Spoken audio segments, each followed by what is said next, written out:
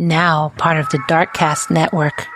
Welcome to Indie Podcasts with a dark side. So in this episode, I am telling you the case of Dominique Dunne. She was an actress who was actually murdered by her boyfriend. Welcome, lambs. Welcome to Love and Murder, your weekly true crime podcast hosted by me, Kai. And I tell you cases of relationships and love that turn deadly. Today's episode is a past bonus from the beginning of Season 4. The Lamb Fam in Patreon will be getting 2 new bonuses in place of the full episode. So if you want to be part of the Lamb Fam and get 2 bonus episodes, plus you can still listen to this episode from the beginning of Season 4, then join us at patreon.com/Love and Murder. You can join at the $5 tier and above, patreon.com/Love and Murder. Now, grab your butts, grab your delicious glass of apple juice, and let's get back to this case of love and murder.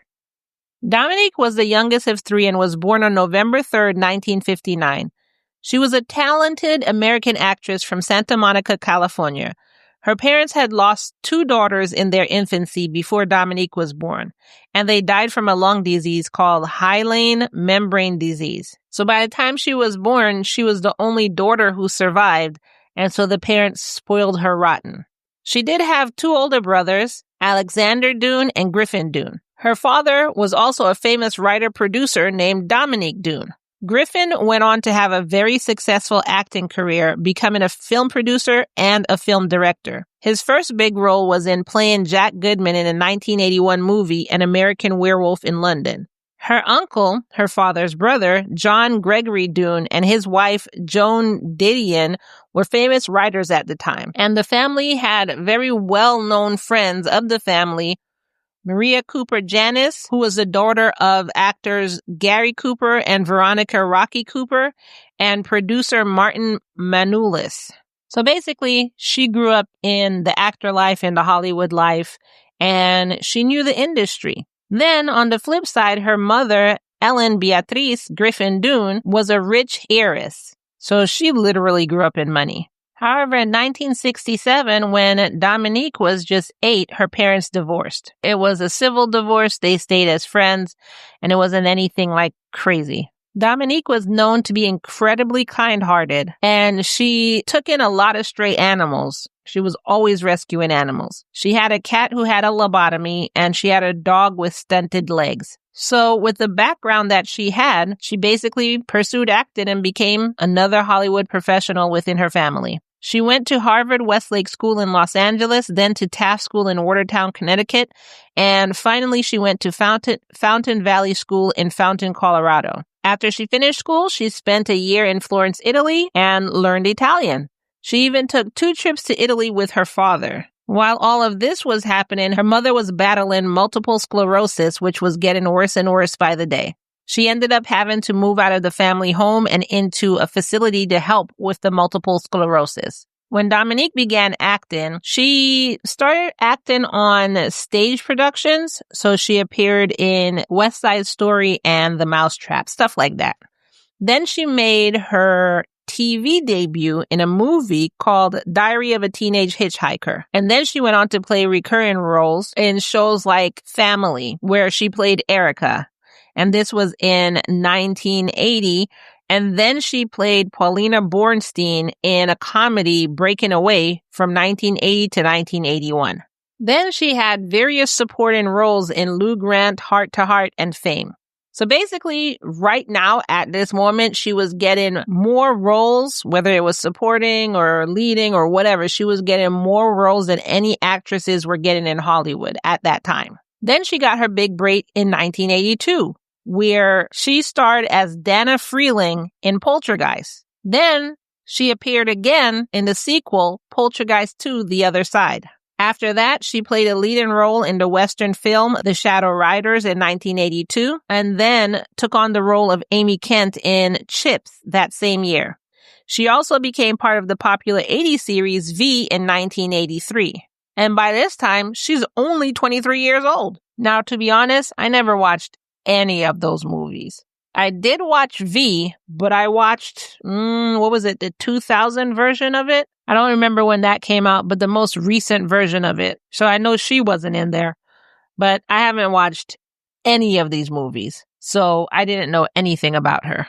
In 1981, Dominique met a man named John Thomas Sweeney, who worked as a sous chef at a restaurant, Ma Maison. They started dating, and after only a couple of weeks of dating, they decided to start living together in a one-bedroom house and on Rangley Avenue in West Hollywood. Now, because Dominique didn't take time to know about him, what she didn't know is that he was the eldest son in a very abusive family. He was raised in the poor Pennsylvania coal town of Hazeltown, and he usually saw his alcoholic father beating up on his mother. His earliest memories of his parents include his father strangling his mother, and when he tried to save his mother, his father beat him up. And the reason he became a chef is because he was good at cooking, and he also saw that being a chef was a way out of all of this stuff. But because Dominique had not done her due diligence and taken her time and learned about his background, she didn't know any of this. And, she's just riding the high of being in love and infatuation and all of that. And she went to go introduce him to her family. Out of everybody in her family, only Alex didn't like John. After meeting John, when her father, Dominic, got back to the hotel room, he called her mother and told her, quote, he is much more in love with her than she is with him. And they both agreed that John wasn't good for their daughter. However, I guess some people wouldn't tell their daughter that or tell their children that. They'll just be like, well, they'll find out on their own. I'm not most people. I'm literally telling my child that. If I don't like this person, I'm telling her why. And whatever happens, happens. But I'm not going to be like, well, she'll find out. Nope, absolutely not. And I'm not condemning people who do that. That's your choice. And my choice is I'm telling my child. So the next morning, Alex told his father this. A guy at the bar recognized Dominique as the older sister from Poltergeist and shouted out one of the lines from her movie. What's happening? Apparently that's a line in the movie. But this scene was aired so frequently on TV, I guess like a clip, that people all over the country knew it.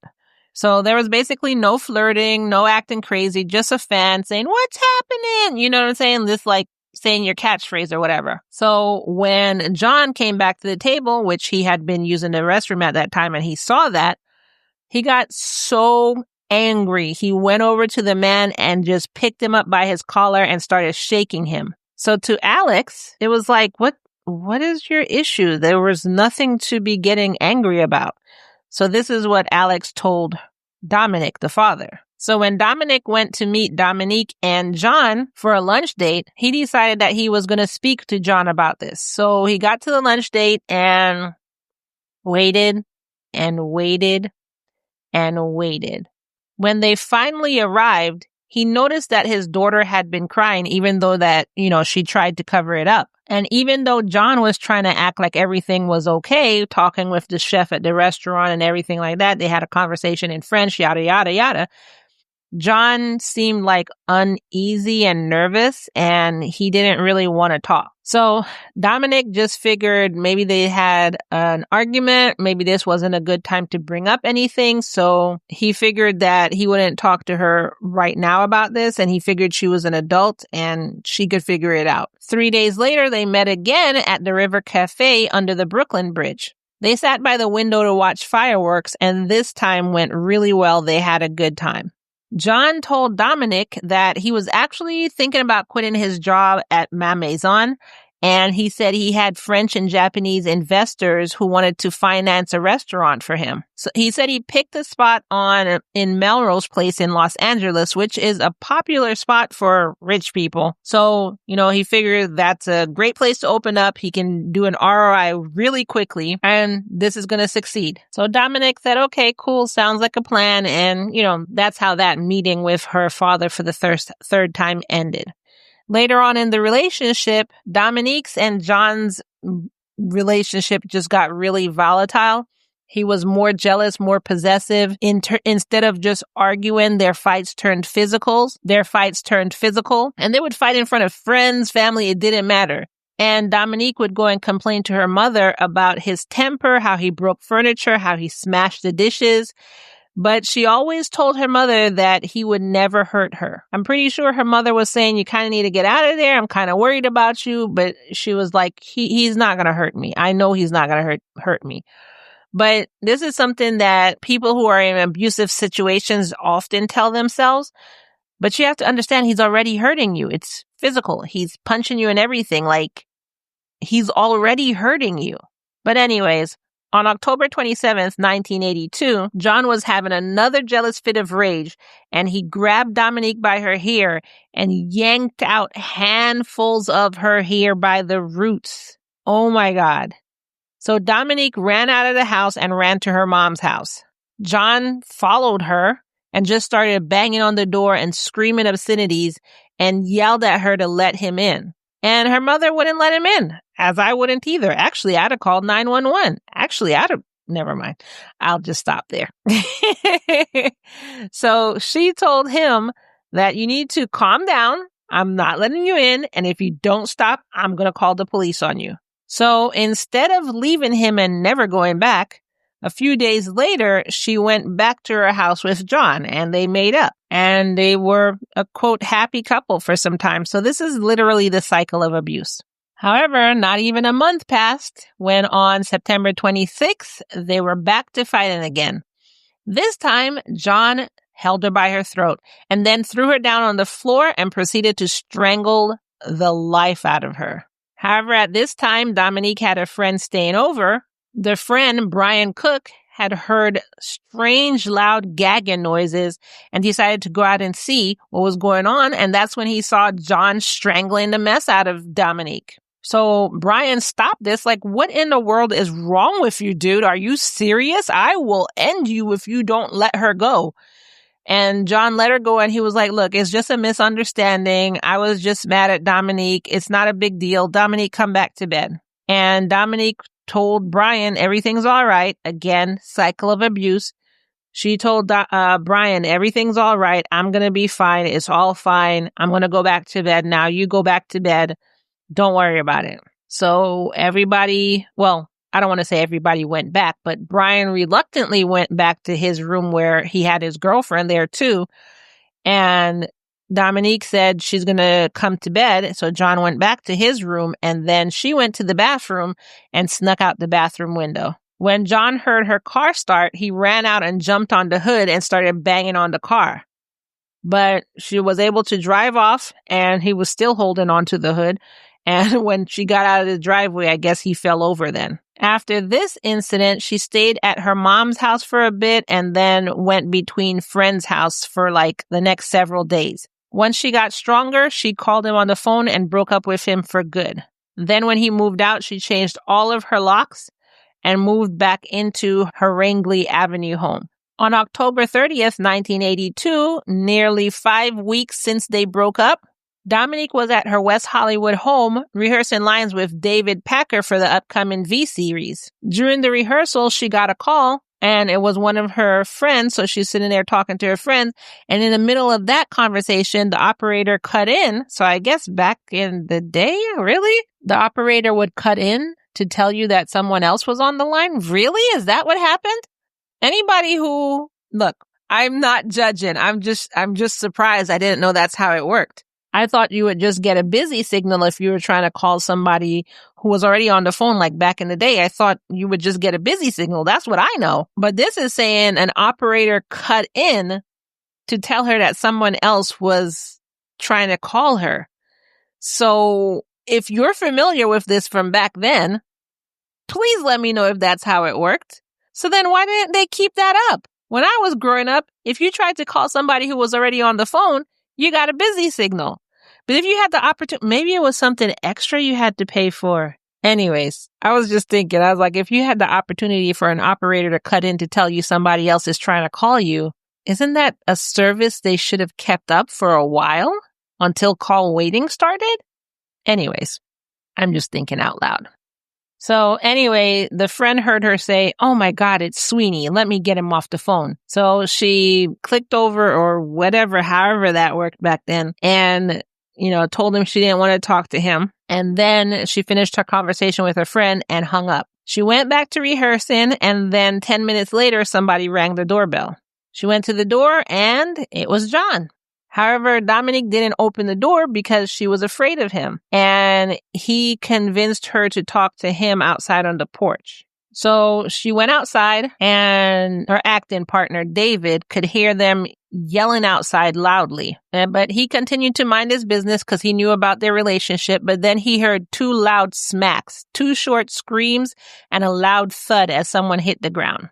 Now, because he knew how violent John was, he didn't run to go check. Instead, he just called 911.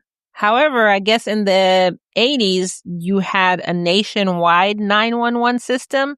So he was told that the system that he got was the house where he's at now was out of the jurisdiction. So then they gave him the direct number to the officers in this jurisdiction, which, I mean, time is wasting. Are you kidding me right now?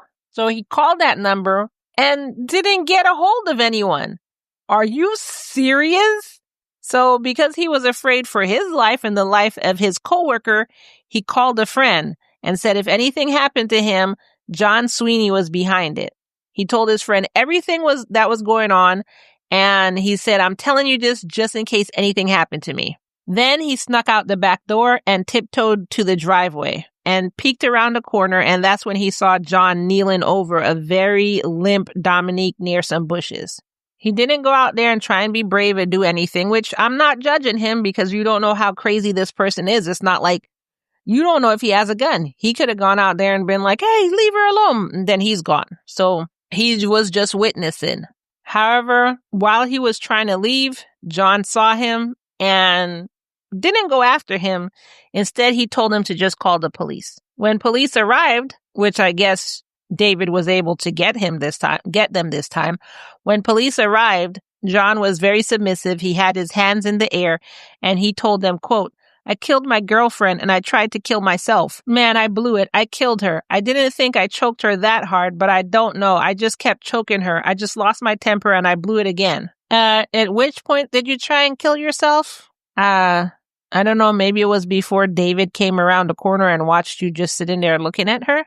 Dominique was rushed to Cedars-Sinai Medical Center in Los Angeles and immediately put on life support, but she went into a coma. According to what John told the police, he had a heated argument with Dominique, but then he lost control and blacked out. He said he didn't remember anything. Just later, when it was too late, he found himself on top of her with his hands around her throat.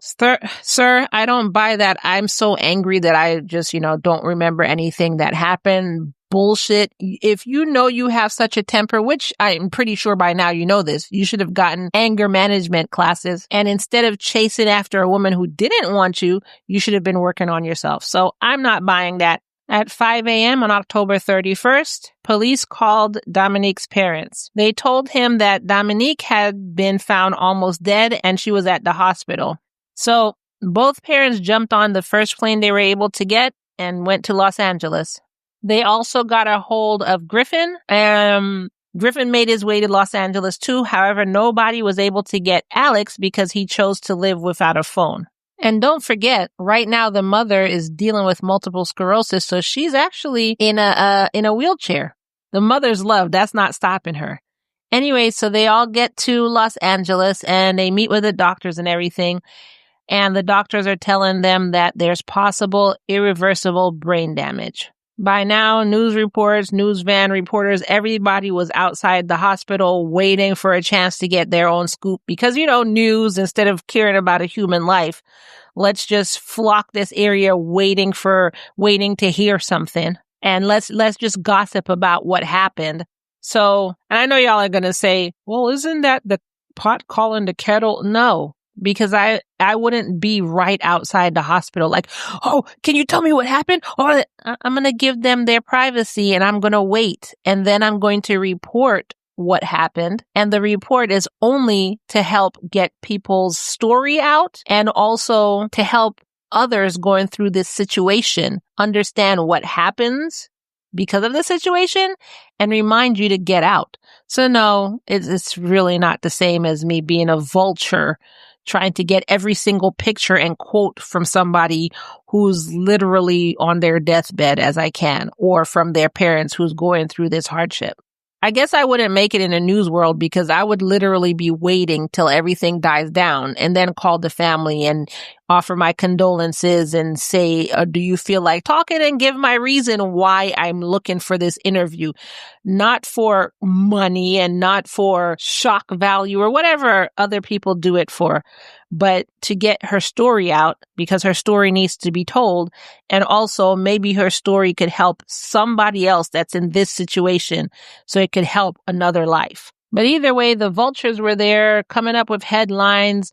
Dominique Dunne strangled by her ex-boyfriend in coma, all this other stuff. So when her parents walked into her hospital room, they saw that she was tangled in tubes and wires. She was on an artificial respiratory. Her eyes were wide open and it looked like they were bulging out of her head, which I could understand because he strangled her, so that pressure would look like that with the eyes.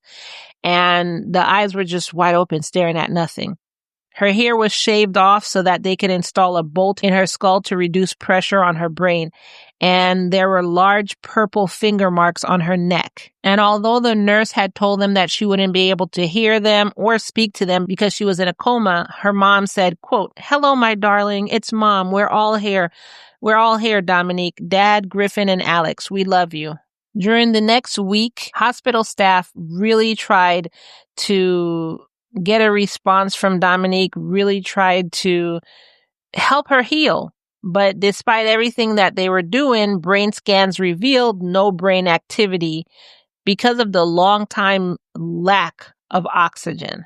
By November 4th, her family decided to take her off of life support. They figured there was nothing else that they could do, and they decided to take her off of life support. They ended up having her funeral on November 6th, and at the location they had the funeral at, it actually clashed with a wedding. When the family saw who the wedding was, they were surprised because it was actually the wedding of a friend of John's, and they wouldn't move the wedding time. So since they didn't move the wedding, the funeral had to be moved up an hour. What? Should I say a piece of shit? I mean, I guess that's not his fault, right? So I can't really judge him for that. I don't know. Me personally, I would just wait. I would just wait. This is just me. I don't know. In terms of the wedding, I would wait. Like, can't we wait an hour and then take the next time slot or something? Like, what's an hour? I'm guessing there was a time slot because they had to move the funeral up an hour. So there was another time slot, just an hour, and you couldn't wait just an hour for your wedding? Now, initially, John was charged with attempted murder, but after they pulled the plug on Dominique, he was now charged with first-degree murder. And, of course, he went out and tried to plead not guilty. Dude, how are you trying to plead not guilty when you literally told the cops what happened and there was a witness? Where in that is not guilty? Oh, are you saying not guilty by reason of insanity? Because, yeah, that's no. He was also charged with assault to cause bodily harm. So John got this high-paying, hoity-toity lawyer to defend him, and his defense team was strong, like strong. The trial began in August 1983, and prosecutor Barshop made a strong impact by asking the court to wait 4 minutes. Now, the 4 minutes he asked them to sit there and wait was the time that it took John to strangle Dominique. So for them to visualize how long his hands were wrapped around her throat and she was without air. During the trial, the prosecution brought up the altercation on September 26th, and there was evidence because her bruises were on film. John, on his part, tried to deny causing serious harms. I mean, I know you see the bruises and you can match them directly to my fingers, but I mean, it's just strangling. That's not bad, right? He told the court that this was an accident and he had just tried to stop her from leaving him. And then he tried to say, well, look, she came back, so obviously I wasn't that bad, right? Now, my first question as the prosecution would be, is there no other way to stop a person from leaving than to wrap your fingers around their throat? Because usually people maybe like grab an arm, like stop, say stop, I don't know, stand in front of them, stuff like that. I've literally never in all the years of my life stop somebody from leaving by grabbing their throat. I could be wrong. Has anybody else? But I've literally never tried to stop somebody from leaving, ever. I can't tell you of one time by grabbing anybody by their throat or even coming close to their throat area when trying to stop them from leaving. What kind of a defense was that? So according to John, he said his defense is, I don't know how she died. She just died. I was just trying to stop her and then she just died. He said, stop in the name of love. And because of his voice, she just keeled over and died. Dude, you literally told the officer that night what happened. And might I remind you, there was a witness. So he was telling them that, they were planning to get back together. They spoke every day. They were planning on getting married, starting a family and everything like that. And that night when he came over to her house, for some reason, out of nowhere, she said, no, I don't want to get back together with you. But everything was going smoothly before then. And then she was just like, no, I changed my mind. He said I love this line from abusers, and this is sarcasm. She admitted to making a mistake by leading him on. So she led him on. How many times from an abuser do you hear that? She led him on. I'm sorry for leading you on. And she said she didn't mean it when they talked about getting back together, which nobody ever said this is what happened. So I don't know what kind of la la land he's pulling this out of, but whatever. So being that he was led, he got angry and didn't realize what he was doing until he came back to his senses and saw that he was holding her throat. She wasn't breathing, so he tried to get her up and make her walk. And yeah, that's the way to save somebody who's not breathing. Come on, get up, just walk it off.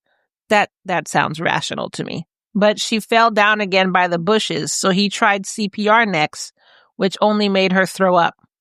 Which made him throw up as well because he realized what he had done. Next, he ran back into her house and downed 2 bottles of pills because he didn't want to live anymore. Then he went back outside to lay next to the body, hoping to die. His lawyers came up and told the court, do you see? He didn't plan any of this. This wasn't premeditated. It just happened. A crime of passion. And you, fellow court goers, whatever I'm going to call you, have to understand that she led him on. And in a blind rage, he did this. So not guilty by way of insanity. Thank you. I rest my case, Your Honor.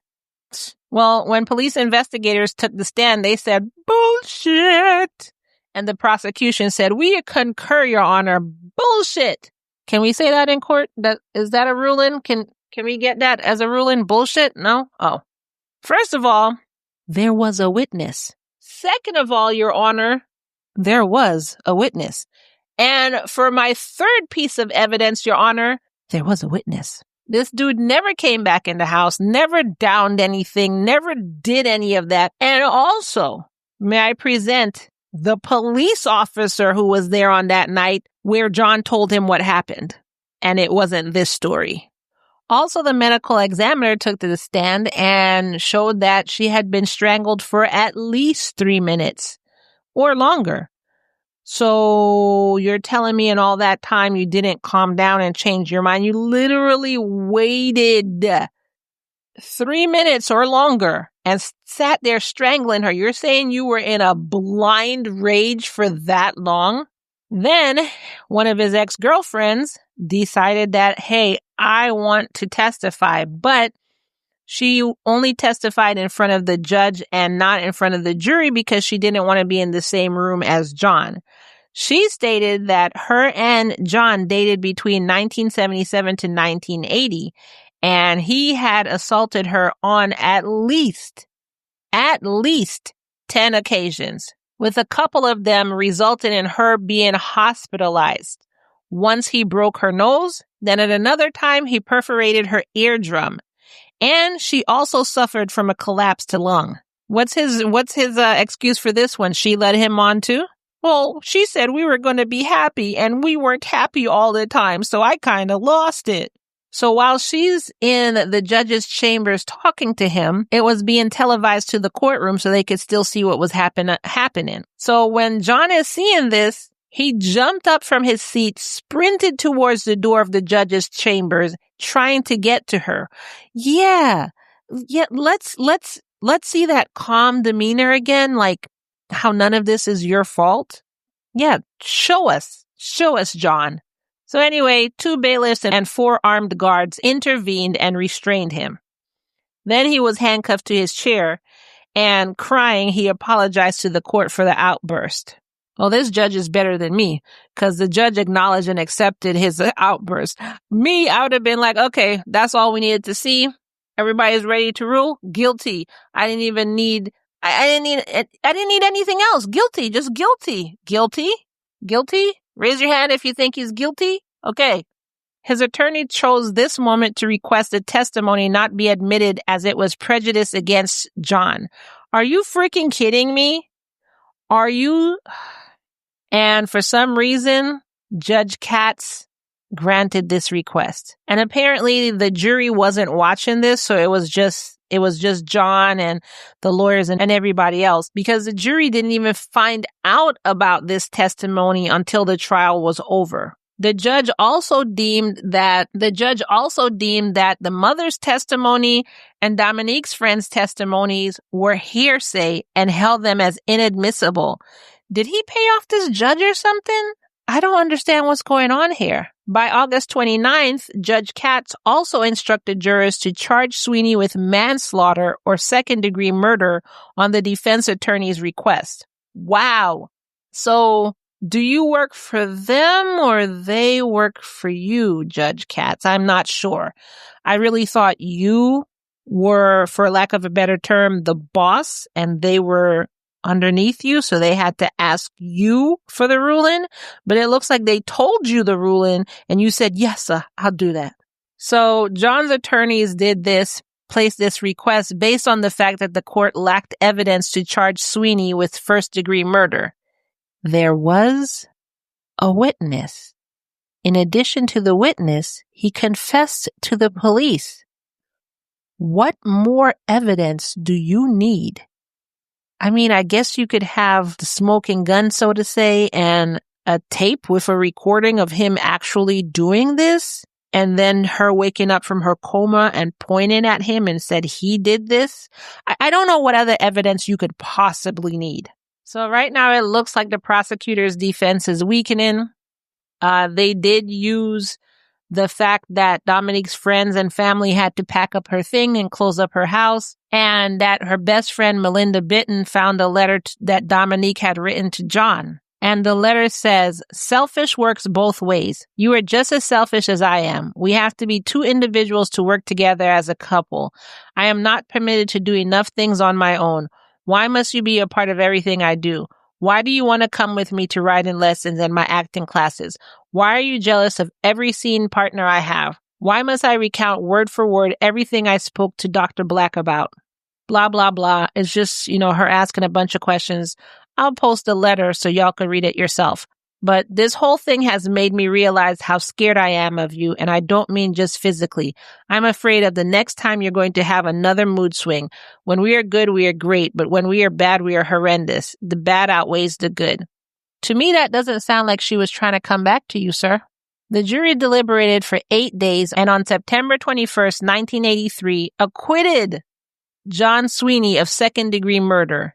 They found him guilty of voluntary manslaughter, which is a lesser charge. Oh my God.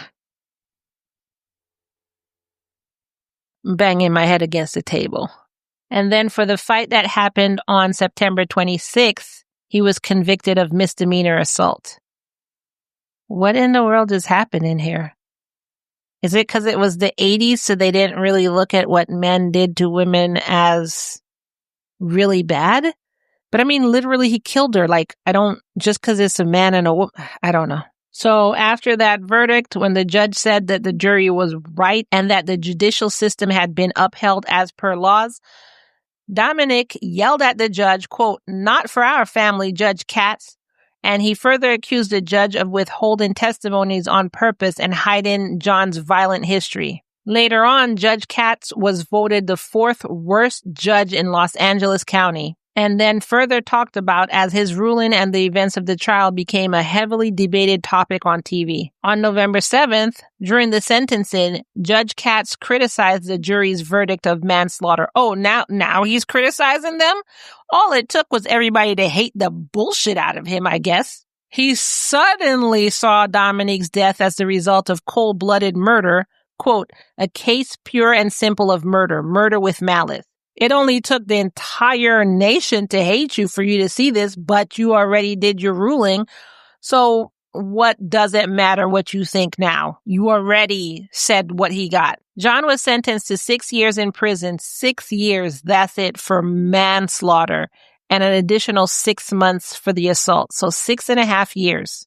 The jury retorted to Judge Katz's criticism as, quote, a cheap shot, and they said if they had been given all the information about John and given access to the evidence and the testimonies, their verdict would have been different. So I can't blame the jury. I blame the judge. I don't know where the judge got this shit from.